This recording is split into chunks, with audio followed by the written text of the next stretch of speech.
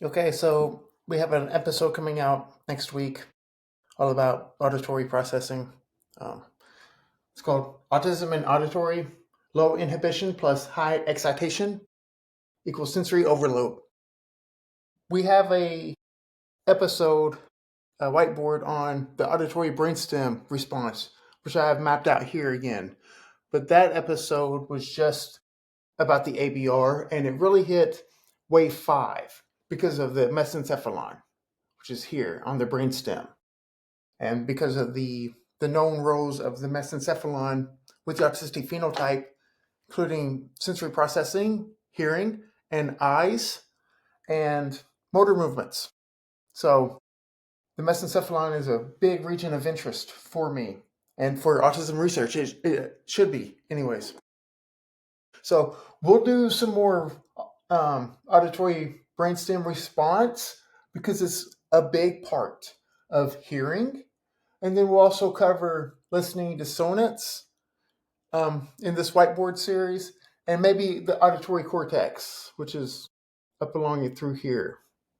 Uh, so this is, so obviously the cochlea, and then this is slices of the brainstem. Remember, if you're looking at the brainstem and you just want to, because it's so dense and packed, if you just kind of slice it open here and kind of extract the little slice out, that way you can see right here because it's just so dense right there. Okay, that's kind of like what we're doing here, like different sections of it.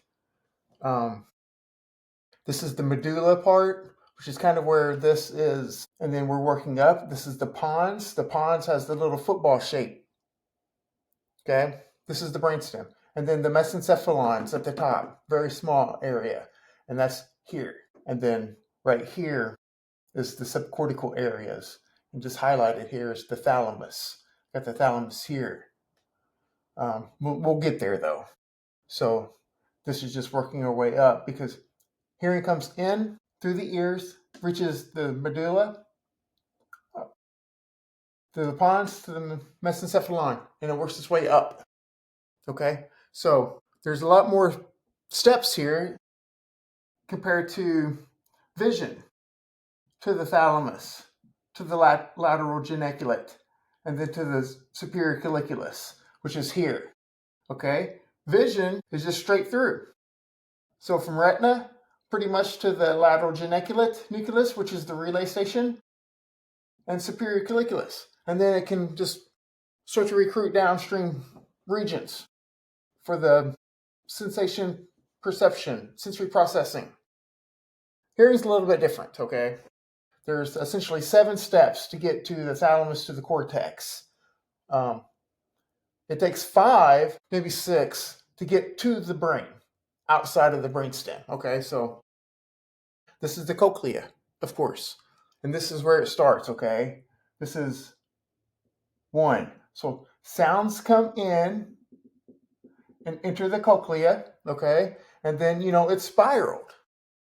It's very interesting that it's spiraled. It's kind of reminded me of scent hounds. They have like turbines in their nostrils, and it kind of accelerates electrical signals, and it really increases their ability to smell. That's why they're scent hounds. Scent hounds they have the longer nostril or the longer nozzle compared to sight hounds. Sight hounds will have a smaller. But this is a cochlea, right? And this is where a lot of power happens.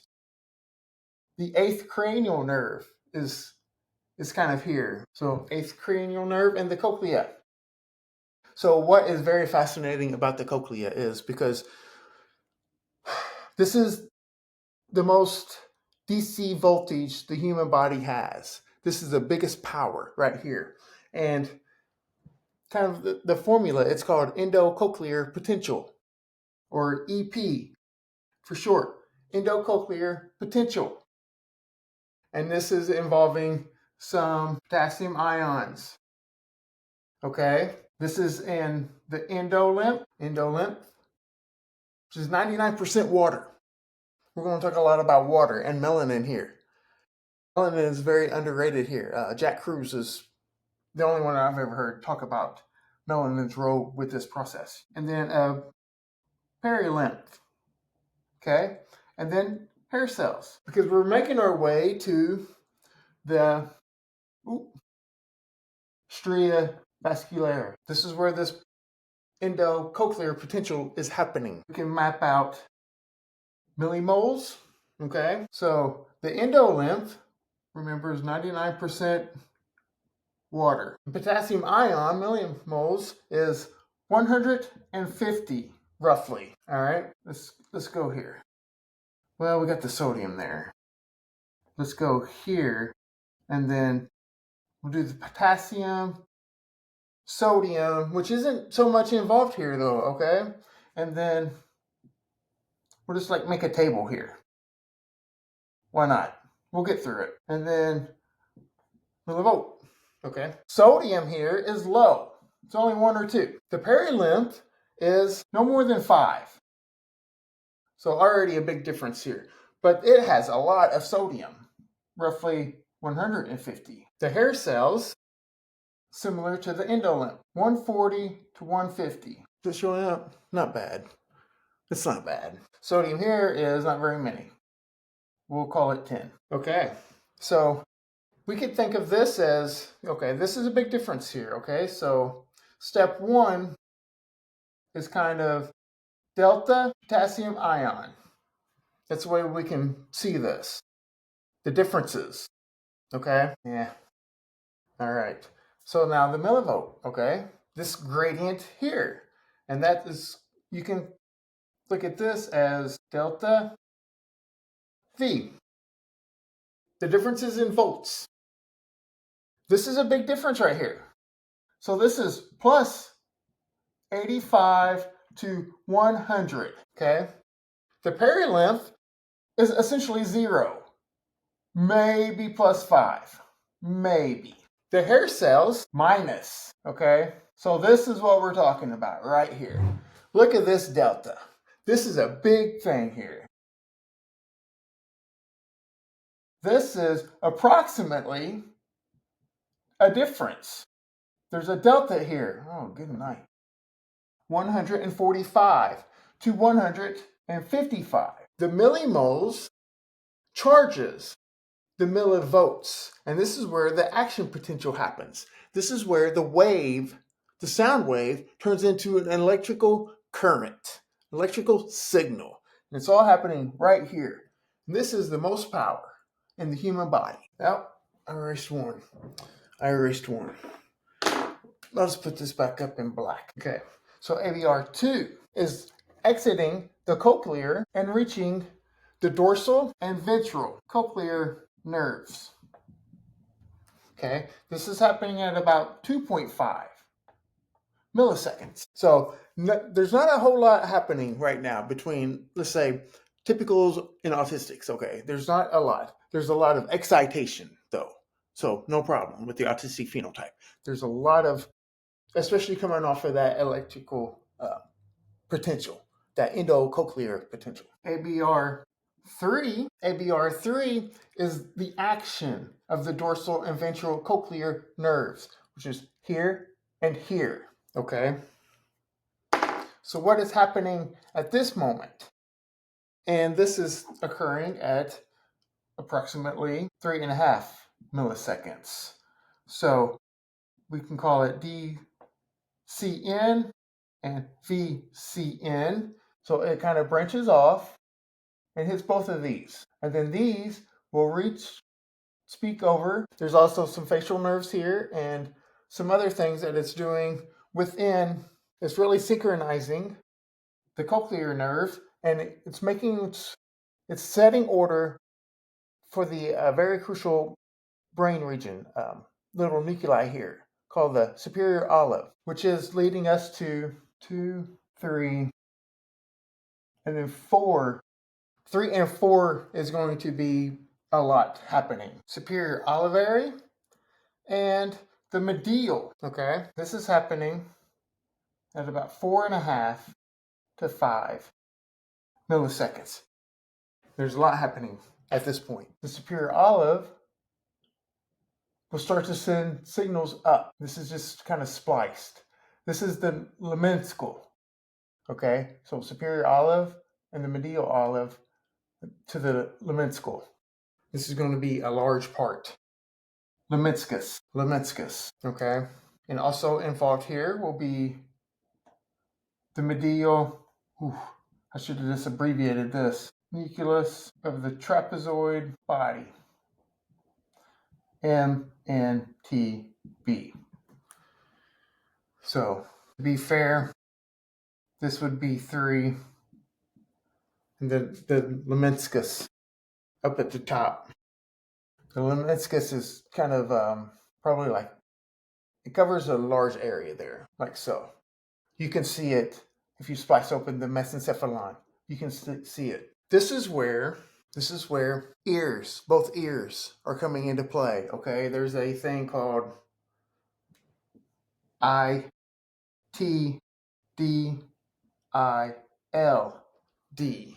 Okay, this is the superior olive here. So ITD and ILD for the medial olive. The medial olive is where contralateral excitation is happening. Okay, so contralateral, remember, so this is the midline right through here. Okay, and then one side and then the other side. So if you just stay on this side, it's ipsilateral. If you combine the sides, that's contralateral. So we're beginning to have both ears come into play from 3 and 4. And there's a lot happening, okay?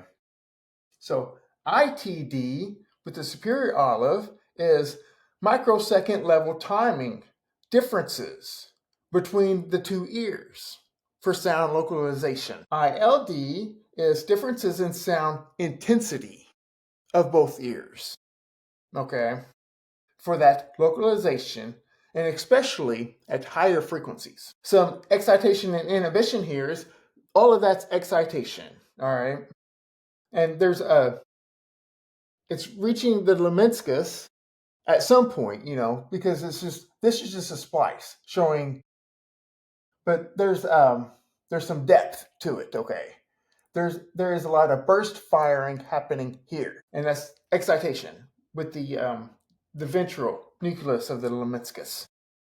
And then inhibition, this right here is huge for inhibition. This is glycine. This is using glycine, while another part of the lemniscus, the dorsal nucleus of the lateral lemniscus, is using GABA. Okay, the GABA here with this lemniscus is trying to provide duration in the tone.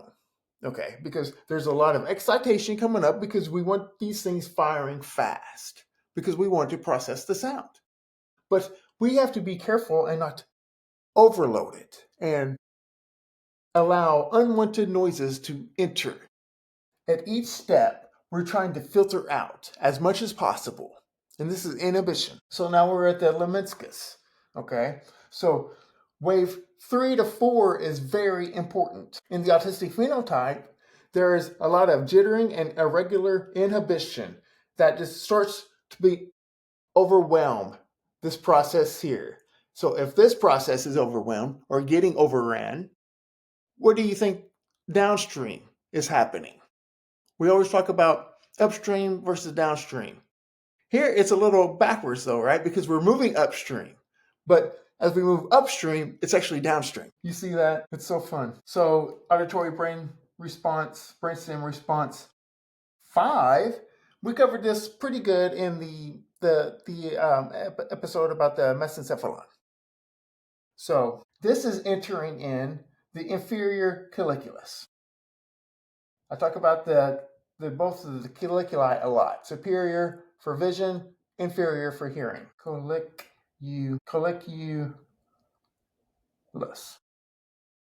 Okay, and this is a big brainstem area, okay, because this is a lot of sensory integration and modulating the attention, which is, I always talk about modulating the attention to the outside world is a big thing with the mesencephalon. All right. So it has large glutamatergic excitation, convergence in both the ventral and dorsal. And this is providing input and taking in these binaural, because this is what we're doing here. I didn't mention the definition, but binaural, we're taking all of that in and it's being sent up to here. So from the lemniscus to the inferior colliculus here, and that's 5. So 4 kind of covers all of this because there's a lot happening. So 4 would be kind of like through here, and then 5 right here. So it's kind of like 1 is out of the picture, 2 is entering in here, 3 to 4 is going in here, 2 is entering the brainstem, and then 5. At this point, we need the strong gamma. And a lot of times with the sensory processing, we talk about how autistic state in gamma. And it's, for event-related potentials, it's overwhelming.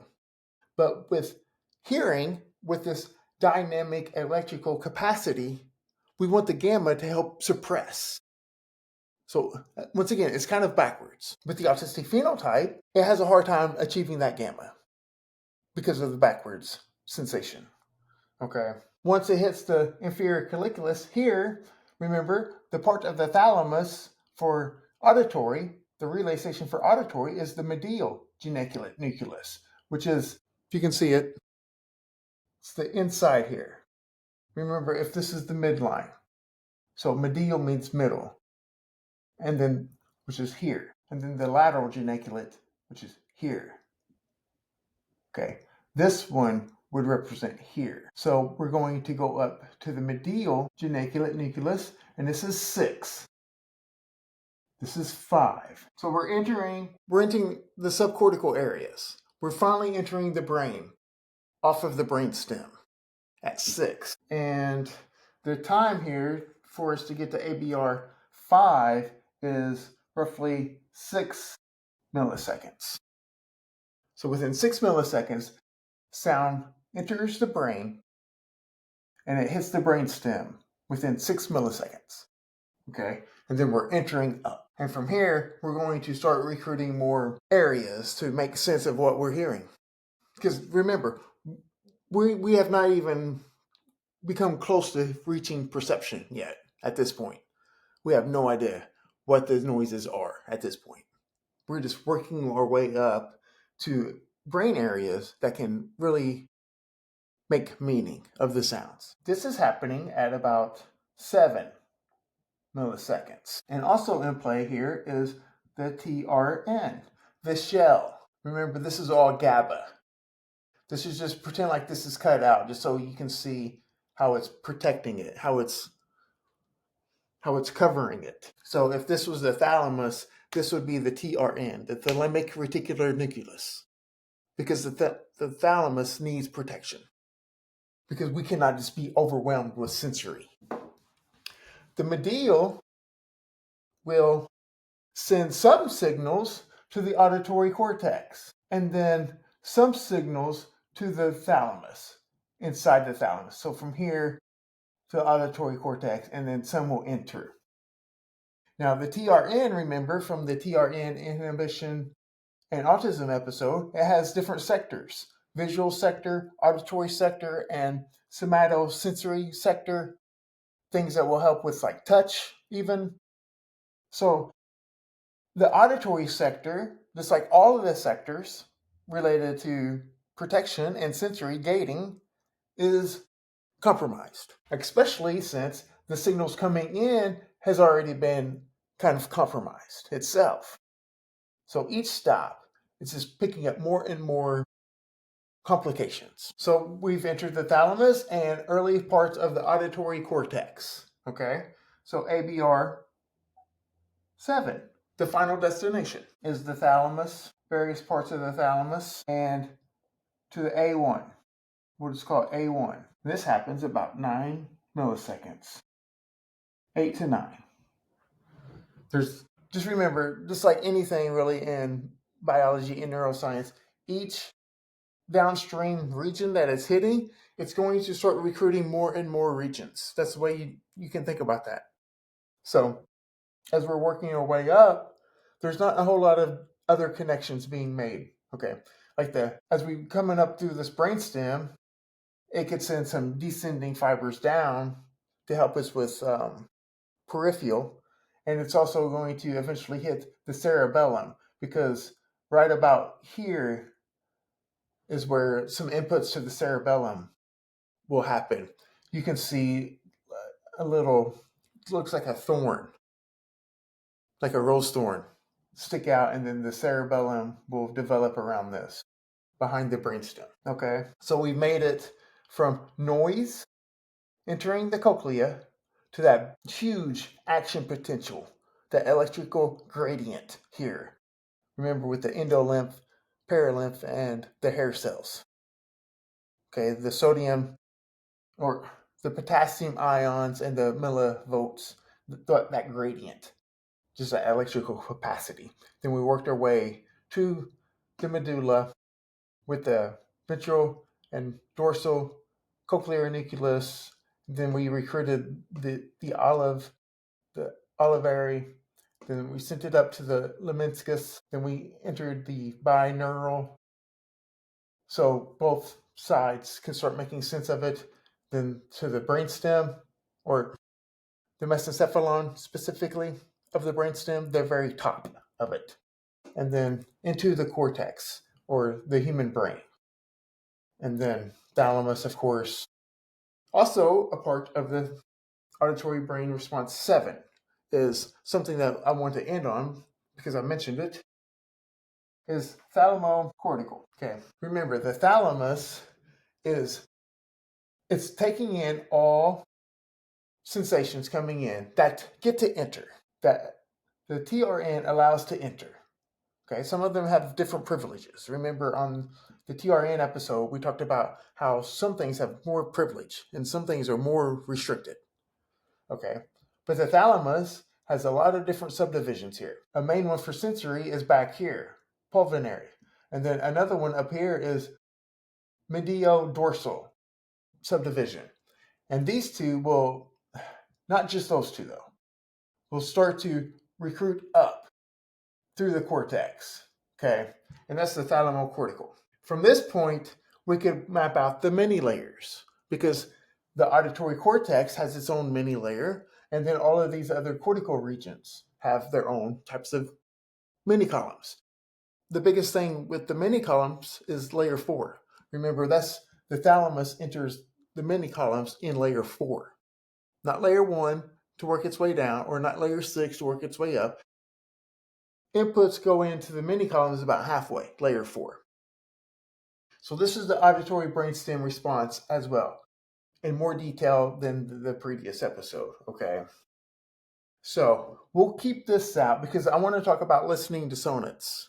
Listening dissonance and filtering noises, unwanted noises, up through this. If you want to look at it through here or just up through here.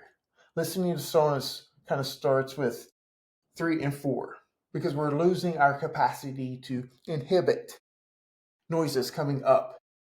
So this is going to be gone, this little ABR table. And I want to talk about listening dissonance though, because listening dissonance is why I want to talk about it so bad, is it's not well understood. You probably never even heard of it, but every autistic phenotype struggles with it. I promise you. It's when sounds blend. It's a big problem. See, I want to make sure I don't miss anything here. Okay. So let's talk about listening dissonance. So what is this? It's just sounds blending. It's exactly what it is. So there's 2 things that I want to kind of get into, 2 kind of analogies that I think might help with this because of the inhibition, the excitation and inhibition. So remember, if we draw out the seesaw analogy, excitation here, inhibition here. This is the default for the autistic phenotype: high excitation, low inhibition, because of a lot of those inhibitory cells being missed, in large part here and throughout the brain regions. Okay, because we're going to talk about more cortex areas with this listening dissonance, and I think you'll be able to make sense of it. So as signals come in, and we're reaching the cochlear nucleus here with from 2 to 3 in the brainstem response. And then from 3 to 4 is where it really starts to kind of blend. Okay. By the time the signal reaches this brainstem area here, this superior olive right here, and the inferior, all the way up to the inferior colliculus. So from 3 to 4 and then 4 to 5 is whenever it's starting to happen. A role of these areas, the olivary, the lemniscus, and the inferior colliculus, is suppressing unwanted sounds. So how is this how does it know what it wants to pay attention to? Is a good question. Well, one thing you can think of is we're mapping this out from a beginning, but rarely, if ever, as you're navigating the social world as a living organism, is you're not going to have any noises, and then suddenly noises are just going to start. So that's something you really need to consider. Okay, there's always background noises going on if you're up. So whenever it's sending signals up, new signals coming up, and the thalamus has recruited out with that thalamocortical pathway in the auditory cortex, the brain can kind of respond back and understand what noises are relevant, what noises are salient versus the ones that are not. So it can send signals back down to the olivary cortex, the lemniscus, and the inferior colliculus to kind of help shut off, kind of prevent these from happening. So a good way of thinking about this is, and it's good that we use green, but I'm going to think about this as water hose. Okay. Plumbing has weird things here. Okay. So this is the water hose. And then actually it mostly goes straight, doesn't it? See, plumbing's weird. So you have this, and then let's say you have a faucet. Okay. So you have a faucet. Okay. You can turn it on. So all through here, I want to go green. Let's just say this is water, okay? Because these are the signals coming up the brainstem. And then these kind of areas are the areas trying to filter this out. And even the cortex trying to suppress these sounds. If you have a leak here, or if you're trying to control the water flow here, but you can't, water is just going to come out uncontrollably. Okay, and this is kind of what this is with that endocochlear potential, where you have this strong electrical potential and that strong gradient just to shoot noises up. But if you don't have the inhibition could be a couple of different things. It could be the handle that turns it on and off, or maybe there's a filter. Maybe there's a special filter here so that you don't have the unwanted things of the water like fluoride or something to get out. But maybe that filter is bad. You haven't changed it in a while. So now you're getting all of this fluoride and unwanted particles out in the water because inhibition downstream is letting this in. So your filter, or maybe you even have a filter coming into your house, an extra filter, which is popular. It's pretty common now. This filter is bad. The role of inhibition here is to get rid of these red marks, which is unwanted, which is no good. Okay, so if you want to think about it, the green are the go signals. So we have glutamate excitation running this way because that's the direction of the water flow. And this is helping it. It's helping it push it along at faster rates because that's our default. Our default is go, especially with sensation perception. But then you have inhibition things like parvalbumin interneuron and somatostatin and basal intestinal peptides, remember, that are acting on as this inhibition. We have these, let's say we just have parvalbumin and so forth, like this. This is kind of wanting to block. So we have inhibition here and here and some here. But we can't, based off of the context and the capacity of these inhibitions, we can't naturally control the output, the flow of the noises. So sometimes the autistic phenotype is overwhelmed with this water. Okay, so you could think of this as the difference between a water hose outside and a fire hydrant, maybe. The fire hydrant is a good way of thinking about autistic's ability for sensory processing. It's a fire hose of information, Carl Deiser-Roth says, in projections. Here, projections. It's a torrent of information, he calls it. And it's accurate because there's no stop signals here. There is no stopping here. And each one of these areas here, the olivary, the lemniscus here, and then the inferior colliculus, is trying to provide a little bit of stopping. Because once it hits the thalamus, especially with this TRN that is already in a bad state, bad condition, everything is just going to start to become overwhelming. So this is very similar to the ear canal. We should have built-in inhibition, mainly up through here though, to help stop, filter out this stuff. We're up here and we have a lot of noise. We have a lot of noise now coming in. It's just, okay, we'll use green. It's becoming overwhelming. We have so much to perceive here, okay, with the auditory cortex, which is here. And then if we map out, let's just draw a side view of this, okay? So we have the pons, the brainstem, kind of the cerebellum. Inferior colliculus is here, okay? It's here. That's what this is. Superior colliculus here. And then we have the thalamus. Medial geniculate, the lateral geniculate. I'm just going to make this kind of, so this is the thalamus here, okay? Because I want to highlight the big thing with listening dissonance here. So the occipital, the parietal, the sensory motor here, the prefrontal cortex, kind of the temporal lobe. Okay. So as noises start to become overwhelming, so A1 is over here. Okay. It's more occipital. A1 is up here, and it's very lateral. It's very lateral. So A1's up here, and it's trying to, this is where perception happens, okay?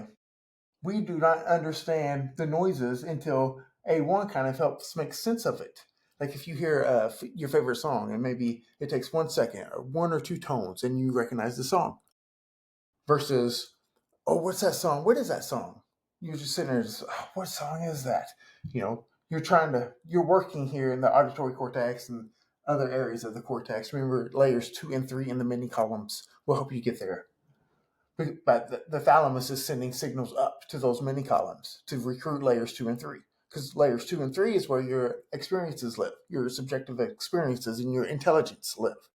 Okay, so the big thing with listening dissonance here, with recruiting the rest of this cortex, is going to be massive. To compensate this overwhelming noise coming through here into the thalamus and the auditory cortex, the brain and your sensory processing will attempt to recruit distal connections, especially the medial prefrontal cortex, which is here. The first time we mentioned this was in the Autism and Adaptive Responses episode, where we parsed out the medial prefrontal cortex, the ACC, anterior cingulate cortex, which is a subdivision here, and the anterior insula, which is about right here, very lateral, but also right here. So we have the dorsal lateral up here and the orbital prefrontal cortex right here. Orbital prefrontal cortex, medial prefrontal cortex is in the middle, and then this outside surface right here is the dorsal lateral, okay? Whenever you're trying to, before I explain the circuitry here with listening dissonance, a major role of the prefrontal cortex, if you're just going to explain it in one role, it's to shh. A neurosurgeon says this, Casey Halpern. The role of the prefrontal cortex is to quiet the rest of these subcortical areas. It's inactivating the subcortical areas. That way you can recruit adaptive responses. So with this listening dissonance and becoming this sensory overload, remember, because of this scenario right here, low inhibition, high excitation equals sensory overload. The brain is trying to recruit these more higher order functionings, this top-down control over this situation, because your ears will start to throb and you just can't make sense of it. And you can feel yourself becoming overwhelmed. This is called signal to noise. Signal is healthy. Noise is not healthy. You want to, the whole thing we're talking about over here is quieting the noise, filtering out the noise. Okay? So good, bad. Okay? So these brain regions here that are for adaptive responses and top-down control are recruited, and they're heavily involved. And it doesn't matter if you're autistic or not. You can hook up, put the scalp fMRI on and measure brain waves, even in the typical. These areas will begin to heighten because it's trying to provide effort into quieting these areas right here. It's putting in effort into quieting this, and it becomes difficult, even for the typical. It's kind of compensating here. But because of the autistic phenotype being like this, there's even so much excitation here, and there's not enough parvalbumin interneuron, especially with this area right here, and the ACC, and the anterior insula. The anterior insula is paying attention to bodily states. So as you're becoming overwhelmed, your heart rate will change. And so is your breathing, your depth and rate of your breathing. And that is being fed up to the posterior insula and the anterior insula right here. And to the ACC. Remember the ACC? It's measuring conflict monitoring. It's measuring error detection. It's signaling errors are happening. I'm becoming overwhelmed. What do I need to do? I need to do something. And the anterior insula is being hijacked by the bodily states. And now the brain states are working overdrive, even in the typical. It's providing a lot of effort to clear out and free up the sensory processing. Okay, it becomes so much that emotional circuits are also being recruited because of the brain, or the brain states even, and the bodily states.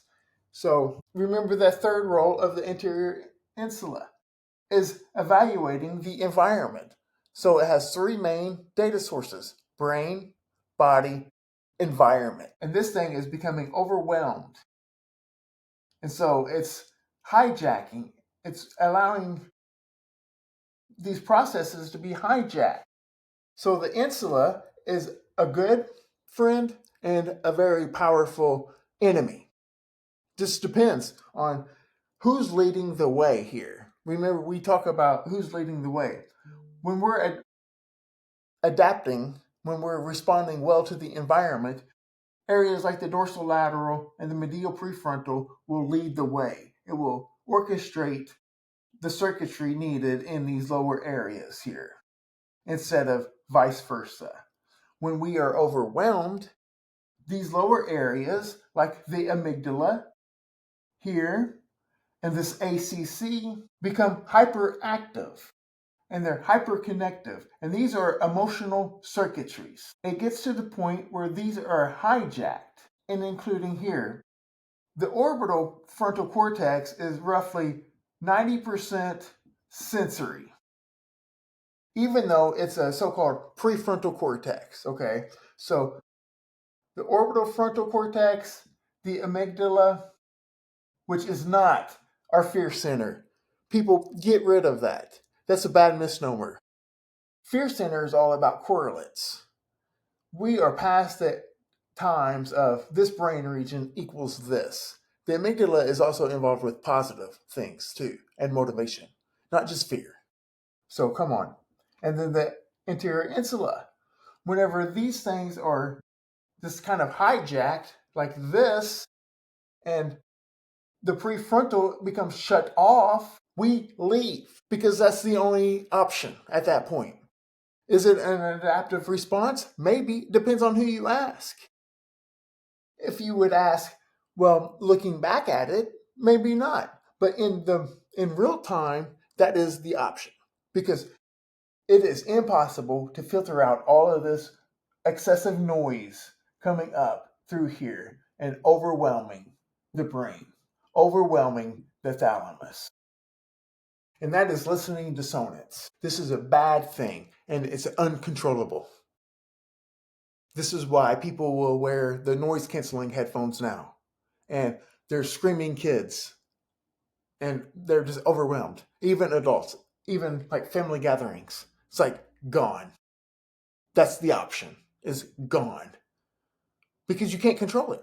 Remember, I say in the podcast episode sometimes that 1960s Beatles, like 1967 and 1968 Beatles, Sgt. Pepper's album right here, White Album right here, they started to experience or experiment with different noises, different instruments that make noises, and things just around the recording studio. They just started to make noise with them and blend them together at the ends of the songs.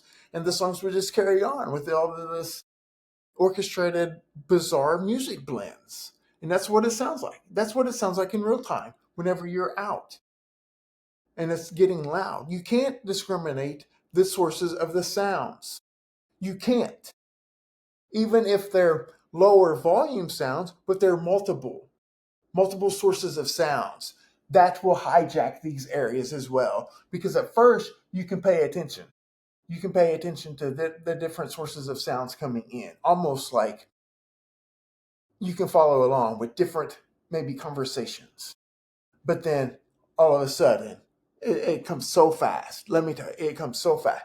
These things will just blend in, and these areas right here will just hijack you. And there's no more dorsolateral prefrontal cortex or the medial prefrontal cortex. The ACC cannot make sense of it. So you go. And this brings me to what I want to say most. It's not uncommon that the autistic phenotype, children, are overwhelmed and they leave. And they're found in bodies of water, drowned. It's every week. Whenever the autistic phenotype is becoming like this, the worst thing you can do is talk to them. Why are you sitting there just keep talking to them? Well, what's the matter? What's the matter? What do you need? What do you need? Well, I can't even understand it. People that are involved in autism, even different types of educators or people that's trying to provide them therapy and so forth, they don't understand the autistic phenotype. I don't understand it. Listening dissonance. This episode will be out next week, and this will just help maybe follow along with it. We didn't talk much about the auditory cortex, but I don't necessarily want to now. But that's where perceptions happen.